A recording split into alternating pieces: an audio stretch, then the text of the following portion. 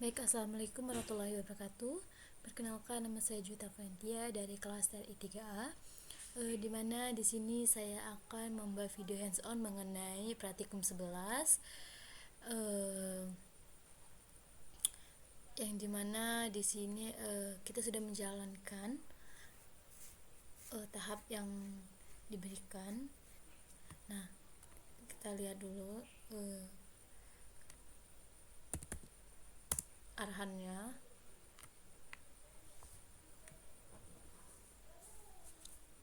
Oke.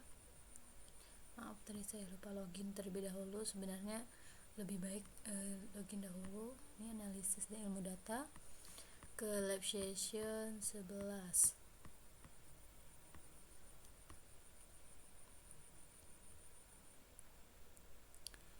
Nah, dimana lab session 11 itu adalah analisis regresi. Nah, jadi itu kita pertama tujuannya itu untuk memahami konsep dasar analisis regresi linear.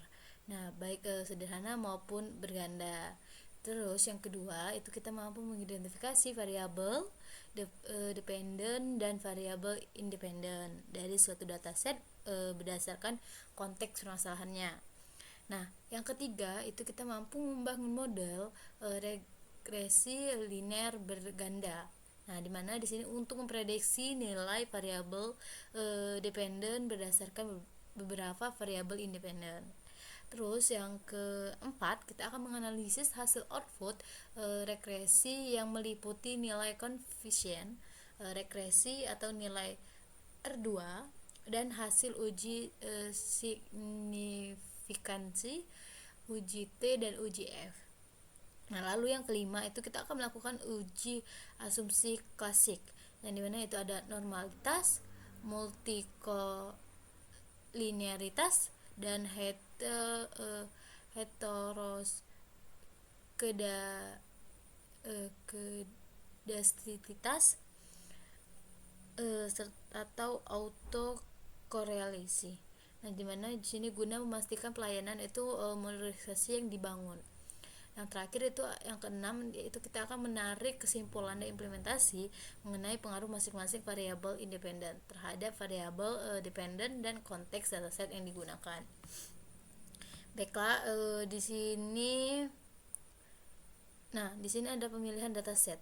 Jadi kita pilih salah satu dari elemen dataset berikut sesuai dengan absensi yang sudah ditentukan. Nah, di sini absensi saya itu 11. Jadi saya itu mendapatkan topik dataset itu air quality and pollution. Nah, sama link sumbernya ada di sini. Jadi untuk mengambil data kita yang perlu kita jalankan di praktiknya.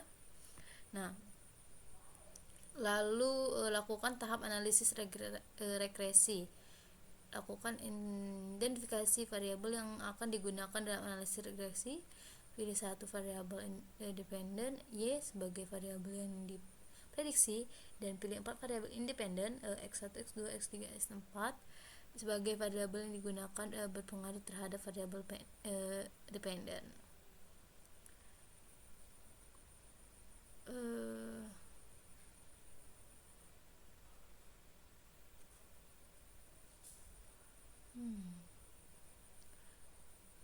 Oke, ini contoh. Oke.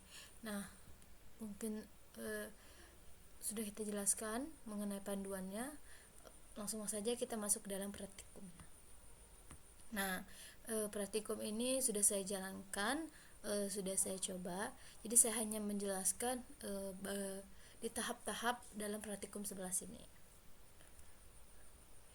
Baik, nah untuk tahap pertama di sini itu dataset awalnya, yang dimana dataset ini digunakan yaitu 61.177 baris data. Nah, jadi di sini berisi informasi kualitas udara dari berbagai negara lengkap dengan country kode, koordinat, lokasi, jenis polutan, dan nilai pengukuran serta lain-lain.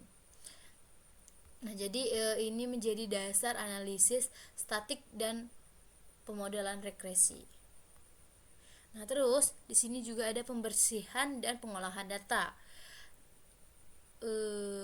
Dari kolom koordinat, sistem mengekstrak latitude dan longitude itu menggunakan regex, dan kolom value dibersihkan, angka diambil dari bentuk teks sehingga bisa diproses. Selanjutnya itu setelah pembersihan missing value, jumlah data file menjadi 61.107 baris, dan 70 baris itu rusak atau invalid, dipisahkan ke file backgrounds excluded. Nah, jadi dalam langkah ini itu penting agar modul ini tidak salah membaca data. Nah, lalu di sini juga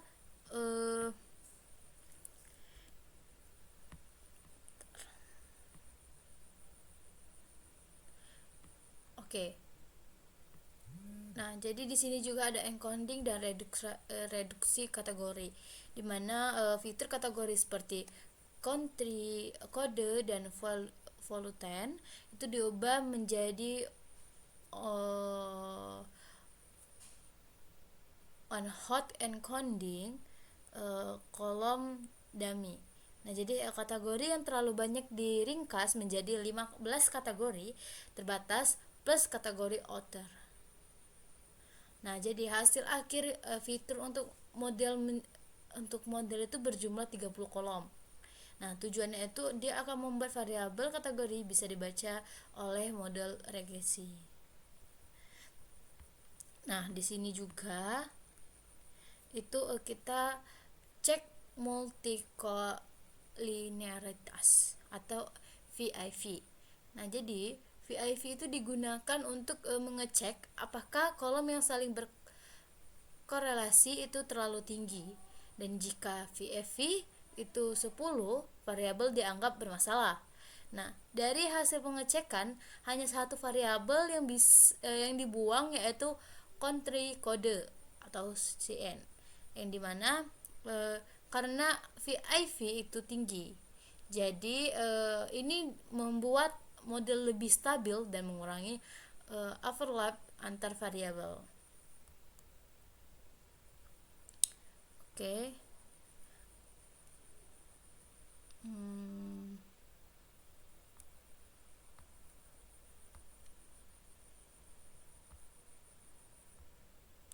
Nah,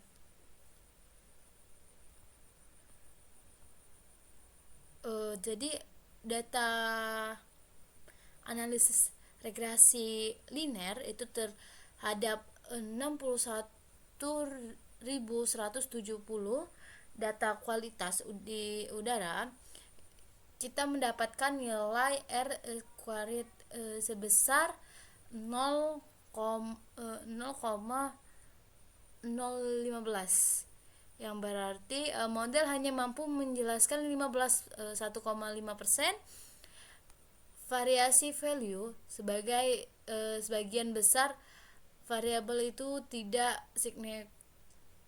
signifikan, dan hanya dua yang memberi pengaruh jelas, yaitu country kode TR dan volume CO. Dan uji Dubrink-Wesson menunjukkan tidak ada korelasi, tetapi uji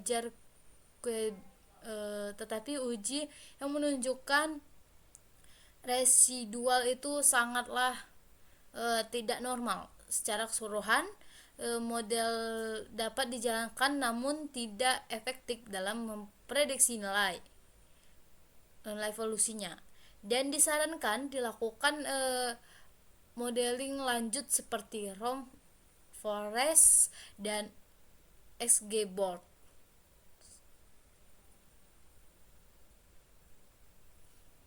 Oke.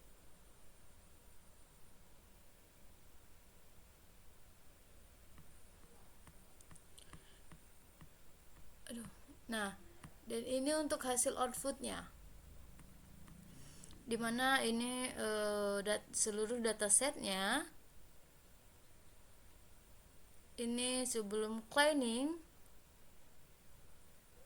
itu datasetnya 61.177, dan ini sesuai dropnya 61.107 dan 70 baris bersama nilai di bars.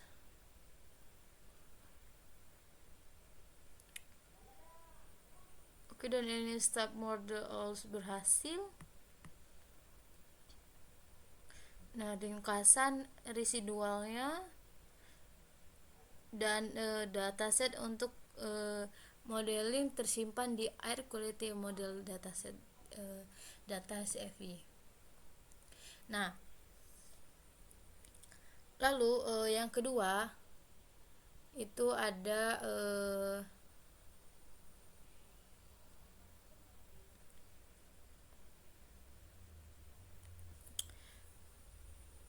tahap kedua, yang dimana di sini import library.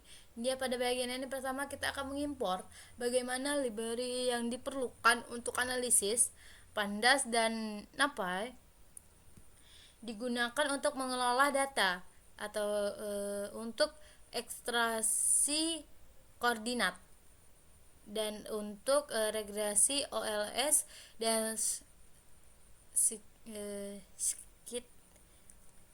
Skitler, di mana digunakan sebagai alternatif model regression jika OLS itu gagal. Kita juga mematikan warning dengan warning filter warning ions agar output terlihat tidak penuh pesan dan mengganggu. Dalam pada tahap dalam bagian kode ini. Nah, lalu pada bagian kode yang ini, nah ini kita itu dapat membaca dataset yang sudah diberikan sebelumnya. Program mencetak ukuran data itu 70,13, yang mana artinya terdapat 70 baris dan 13 kolom. Kemudian display dia akan menampilkan contoh data pada 5 baris pertamanya.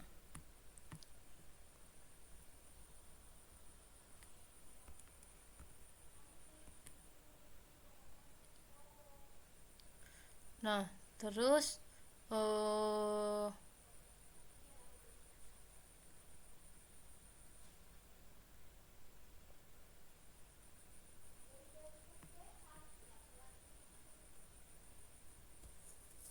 bentar, koneksi.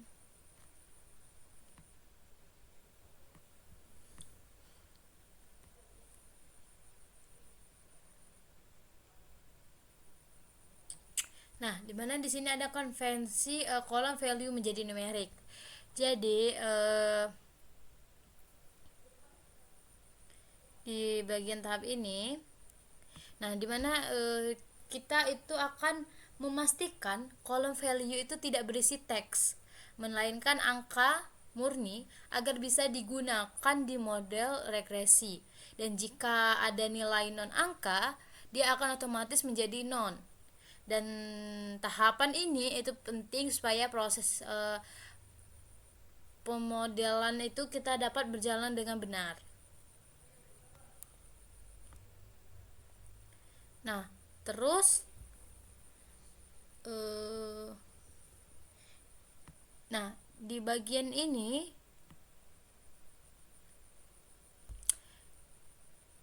dimana karena data awalnya tidak memiliki kolom latitude dan longitude terisi, jadi fungsi extract coord ini digunakan untuk mengambil angka koordinat dari kolom koordinates.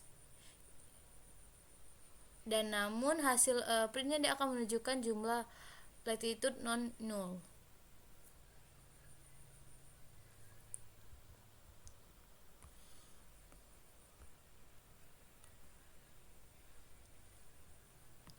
Nah, terus di sini cat features yang dimana dari sebuah dataset itu hanya 3 variabel yang digunakan untuk pemodelannya. Nah, yang pertama itu variabel value, dimana tipenya ini numerik sebagai target. Nah, terus yang kedua itu ada contrary kode, yang dimana kata yaitu tipenya itu kategorikal. Nah, yang ketiga variabel volutan, yang dimana itu kategorinya kategorikal juga. Nah, jadi latitude dan longitude itu tidak ikut karena kosong. Nah, lalu setelah disaring data akan menjadi 70,3.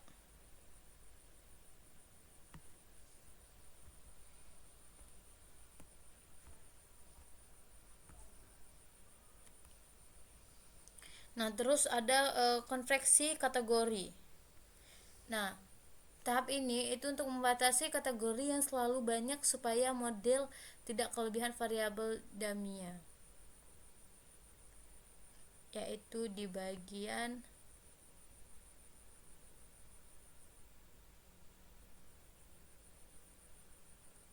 tar. Hmm,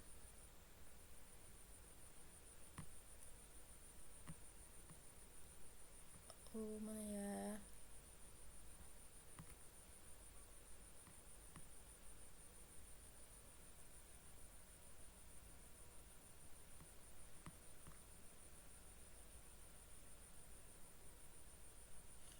Oh ini.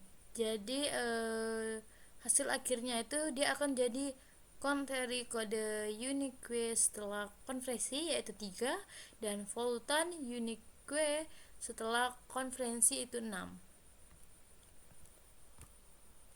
Nah, di D mana ya? Bentar.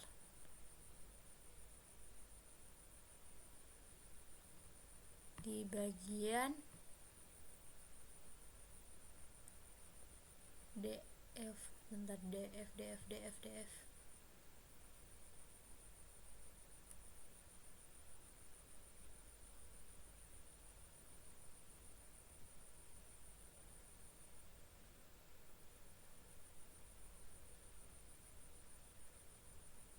Nah, di bagian DF2 PD get diminish dumis, yaitu kolom cat trace drop first true. Nah, dimana di bagian ini itu dia akan mengubah data kategori kal menjadi angka dengan teknik dummy variabel.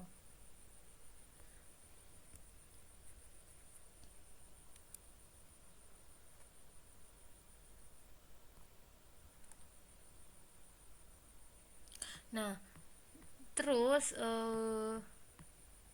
langsung saja ke dalam outputnya.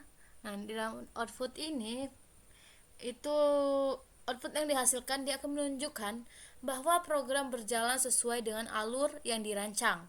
Nah, jadi setiap bagian data itu berhasil diproses dan hasil akhirnya muncul dengan jelas tanpa adanya error. Nah, dari output tersebut kita dapat melihat bahwa sistem itu mampu mengeksekusi perintah dengan benar dan memberikan respon yang sesuai serta menampilkan informasi yang dibutuhkan. Dan dengan demikian itu dapat kita simpulkan bahwa hasil uji coba ini berhasil dan outputnya yang ditampilkan itu sudah menunjukkan fungsi utama. Program dapat bekerja sebagaimana mestinya dan hasil ini juga dapat menjadi dasar kita untuk pengembangan lebih lanjut dan perbaikan fitur ataupun analisis selanjutan pada proses berikutnya. Itu untuk mengenai tahap kedua. Nah, lanjut ke tahap ketiga.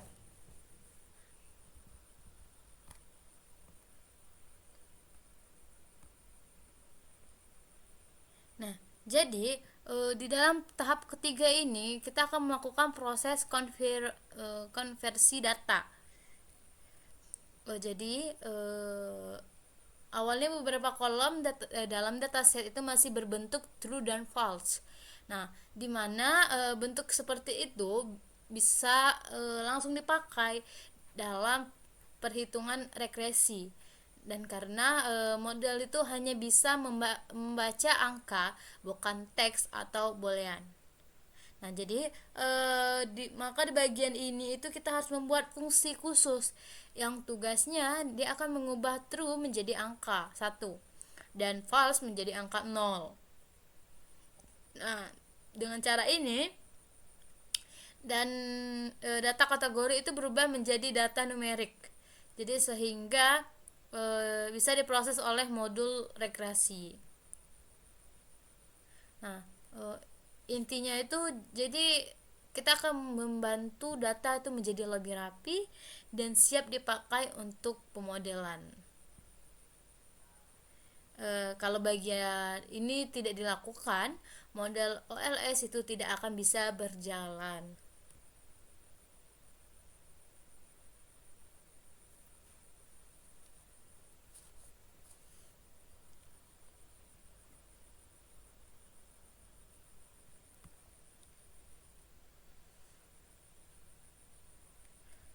Hmm,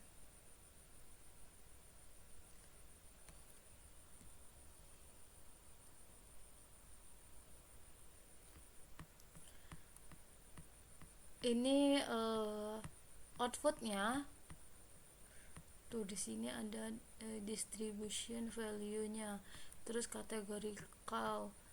Oke, ini US, ini ZA, ini Volten 03, ini Volten PM10 nya, dan VM 2,5, SO2. Nah, di sini itu categorical map country. Oke, ini ZA US 02 03 PM10 PM2,5 PMS2. Nah, dan sini values line fault-nya. Prediksi 5 periode. Modul akan memprediksi nilai rata-rata untuk 5 periode ke depan. Jadi hasil prediksi itu sama untuk semua periode, yaitu 449,45. Yang di mana artinya model ini akan memprediksi tren stabil untuk data rata-ratanya. Dan visualisasi atau opsional, dia akan histogram value, dia akan menunjukkan distribusi datanya. Dan line float value, dia akan menunjukkan pola nilai dari indeks ke indeks. Dan categorical distribution, dia akan memperlihatkan seberapa tiap kategori 0 atau satunya. Nah, jadi dalam output ini dia akan menunjukkan dataset dan atau sudah berhasil dan siap di model, serta model OLS itu berhasil dijalankan. Dan polutan seperti 02 atau 03, VM10, VM2,5 dan SO2 berpengaruh negatif terhadap nilai targetnya. Nah, prediksi ini untuk 5 periode berikutnya menunjukkan tren stabil sekitar 149,45. Visualisasi ini membantu kita melihat distribusi nilai dan pola data kita. Oke, lanjut ke tahap keempat. Nah, di tahap keempat itu analisis diagnostik model OLS. Nah, jadi dalam penjelasan ini, import, library, dan load data. Library utama itu Pandas, NumPy, Stas Models, Seaborn, dan Matplotlib. Terus di sini dataset CSV itu dimuat, yaitu berisi target value dan fitur kategori atau volutan dan country code, serta kolom boolean diubah menjadi numerik, yaitu true 1 dan false 0. Nah, definisi variabel yaitu target sama dengan value yang ingin diprediksi, dan predictors itu semua kolom lain atau fitur yang mempengaruhi target, dan tambahkan kolom konseptual agar model OLS itu bisa menghitung intercept ya.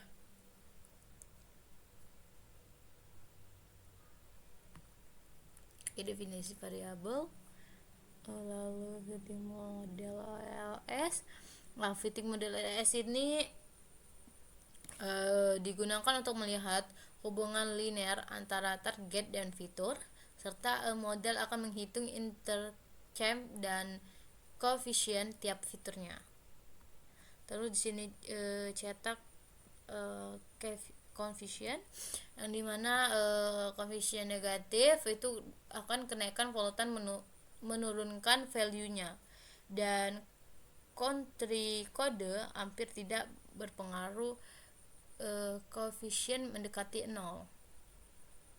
Nah, lalu head mem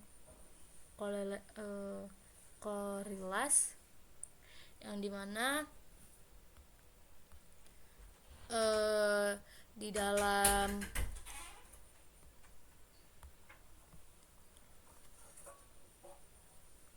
visualisasi hubungan antar fitur, dia akan memudahkan melihat fitur yang berkorelasi tinggi. Nah, selanjutnya di sini ada uji normalitas.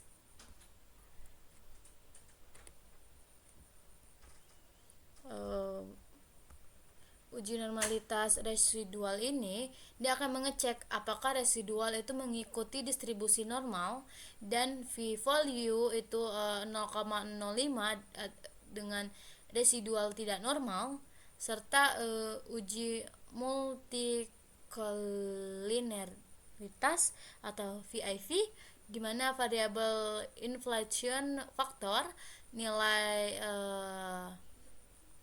lebih besar 10 menunjukkan multicollinearitas itu tinggi, dan VIV di sini realitas aman lebih kecil 6. Lalu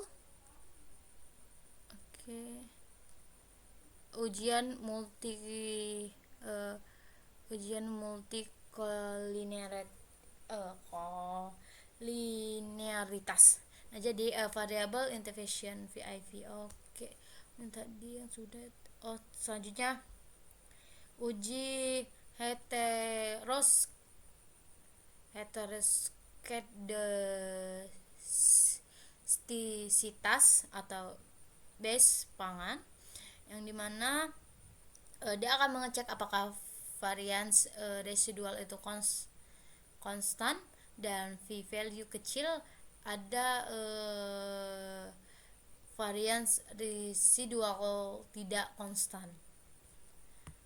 Dan terakhir yaitu uji autokorelasi, yang dimana dia akan mengecek korelasi residual itu berurutan, dan nilai yang mendekati 2 itu residual, tidak ada autokorelasinya.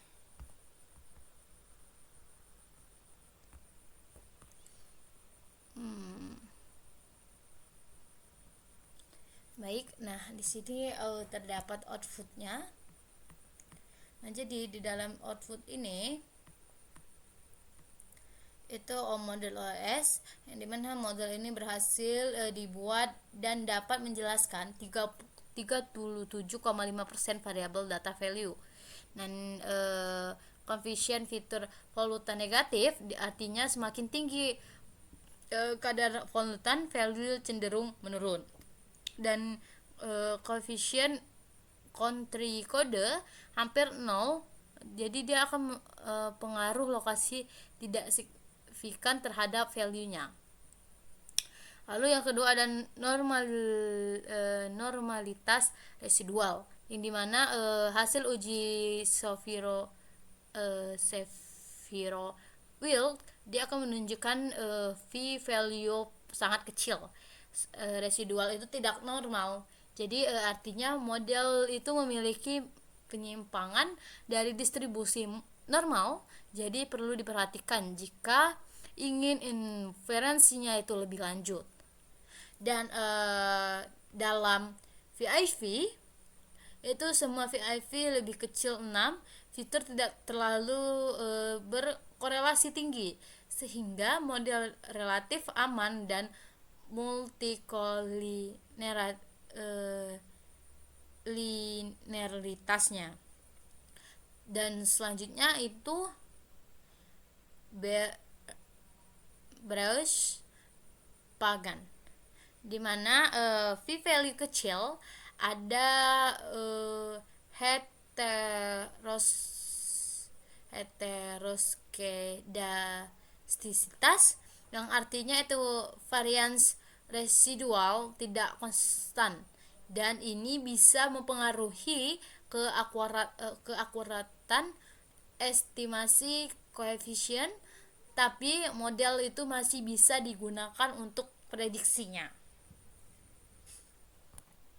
Terus autokoreksi residual, yang dimana yaitu nilai mendekati 2 itu tidak ada autokorelasi residualnya, dan artinya error pada suatu observasi itu tidak mempengaruhi error observasi lainnya.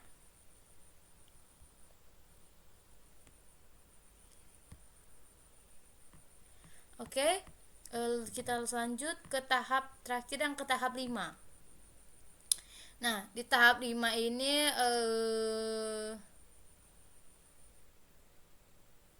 yaitu coefficient regresi. Dalam ini ya dimana semua polutan 02, 03, PMI 10, PM 2,5, SO2 itu memiliki koefisien negatif, yang dimana dia artinya itu semakin tinggi polutan, value akan cenderung menurun. Nah, jadi di dalam tahap kelima itu kita akan kesimpulan hasil analisis regresi otomatisnya. Nah, terus di tahap ini yaitu dia akan melakukan signifikasi variabel, di mana polutan itu sangat signifikan, P lebih kecil 0,05 memang nyata mempengaruhi nilai value-nya. Dan yang kedua itu country kode, di mana tingkat signifikan V lebih besar 0,05 itu akan mempengaruhi lemah atau tidak adanya.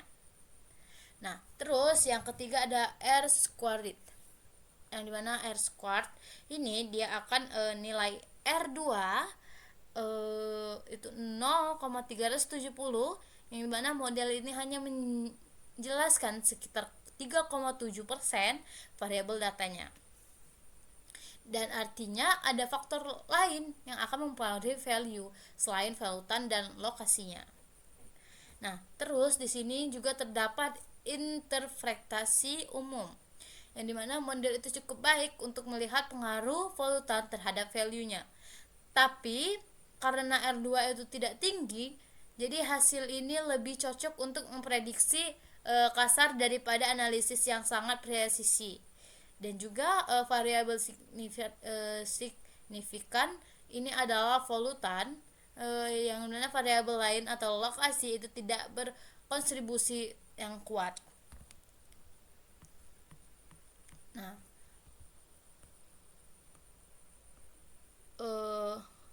untuk hasil dalam output yang tahap kelima ini itu koefisien regresinya. Nah, jadi dimana cons 1890 itu nilai awal value jika semua fitur 0, dan semua polutan 02, 03, PM10, PM2,5, SO2 itu bernilai negatif, yang artinya dia semakin tinggi kabar polutan value akan semakin menurun. Nah, dan quality kode US dan ZA yang dimana bernilai sangat kecil dan hampir nol, jadi tidak berpengaruh signifikannya. Nah, terus di sini di bagian signifikansi variabel atau F value, jadi polutan itu sangat signifan. F lebih kecil, P lebih kecil 0,05, dia akan berpengaruh nyata terhadap value. Dan kuanti kode itu tidak signifikan, dimana F lebih besar 0,05 pengaruh lemah atau tidak nyatanya. Dan di tahap R squared, dimana itu nilai R itu sama dengan 0,372 model. Itu hanya menjelaskan 37 value itu. Jadi dalam kesimpulan output itu kita akan dimana dia tuh variabel polutan itu lebih jelas mempengaruhi value, dan variabel lokal ini tidak akan memberikan kontribusi yang kuat serta model yang cocok untuk melihat tren pengaruh polutan, tapi kurang akurat untuk prediksi detailnya.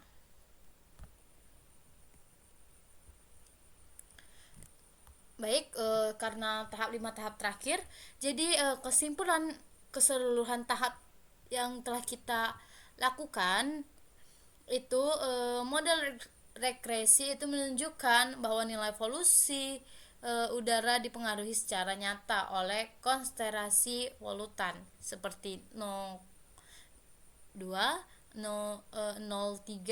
VM10, PM 2,5 dan SO2. Sementara kode negara itu tidak berpengaruh signifikannya. Jadi model hanya menjelaskan sebagai variasi polusi atau R2 atau rendah. Nah, sehingga prediksi itu bersifat indikatif dan bukan sepenuhnya yang akurat. Ya, meskipun ada beberapa masalah statik seperti heteroskedastis dan normalitas residual, model terhadap bergunanya untuk memahami tren dan pengaruh polutan terhadap nilai polusinya. Oke, baik, karena semua tahap ini sudah saya jelaskan satu persatu, dan juga saya sudah menjalankan sesuai panduan lab session 11, dan ini hasil praktikumnya. Mungkin cukup sekian video penjelasan mengenai praktikum 11 dari saya. Saya akhiri, wassalamualaikum warahmatullahi wabarakatuh.